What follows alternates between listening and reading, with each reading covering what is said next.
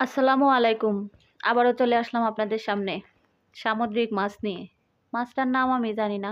আপনারা যদি জানেন তাহলে কমেন্ট করে জানায়েন।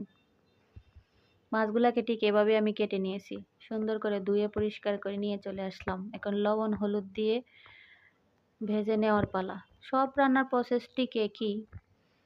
ভাজা ছাড়া খাইতে পারি না, তাই ভেজেই রান্না করি। এই যে মাছগুলো আমি সুন্দর করে ভেজে উঠিয়ে নিয়েছি। রান্না করবে আমার স্বামী। এই যে তেলের মধ্যে পেঁয়াজ দিয়ে দিল। পেঁয়াজটা একটু সময় নাড়াচাড়া করে তার মধ্যে কাঁচামরিচ দিয়ে দিল, দিয়ে আর একটু সময় নাড়াচাড়া করে এখন মশলা দেওয়ার পালা। হলুদ গুঁড়া, মরিচের গুঁড়া আর ধনিয়ার গুঁড়া দিয়ে মশলাটাকে সুন্দর করে নাড়াচাড়া দিয়ে ভাজা ভাজা করার পালা। মশলাটা সুন্দর করে কষায়ে তার মধ্যে ঝোলের পানি দিয়ে দেওয়া হলো। আজকে মাছটা একদম শুকনা শুকনা বোনা হবে, মাছে কোনো ঝোল থাকবে না। এই যে লবণ দিয়ে দিল, দিয়ে এখন ঢাকনা দিয়ে ঝোলে বলক আসা পর্যন্ত অপেক্ষা করতে হবে।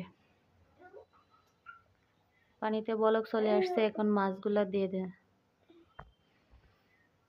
মাছটা দিয়ে হালকা নাড়াচাড়া দিয়ে ঢাকনা বন্ধ করে কিছু সময় রান্না করলেই রান্না হয়ে গেল এই মাছের বোনা। নিজে রান্না করেছি তাই বলছি না, সত্যি মাছটা অনেক মজা হয়েছে, খাইতে খুব ভালো লাগছে। আপনারাও ওই মাছটা এভাবে ট্রাই করতে পারেন, আশা করি ভালো লাগবে। চ্যানেলটি ভালো লাগলে সাবস্ক্রাইব করে দিবেন, লাইক করবেন, কমেন্ট করবেন, শেয়ার করবেন। অবশ্যই এই মাছটা দেখলে বাজার থেকে এনে খাবেন।